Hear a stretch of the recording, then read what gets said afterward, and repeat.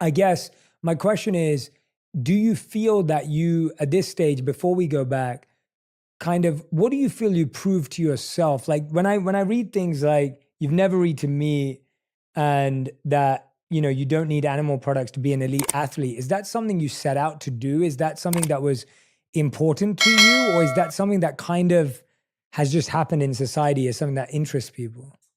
So for me personally, it was never something that I had set out to do. I had honestly had been ashamed of being plant-based. So I was, like you mentioned earlier in the podcast, I was raised vegetarian by virtue of my parents' spiritual beliefs, of which I was raised with as well. And one of those beliefs is ahimsa, which I'm sure you're very familiar with, which is just trying to live a life and not contribute to any unnecessary harm or suffering and try to lead with compassion. So by virtue of trying to follow that, it leads me to make the choice to not consume animal products.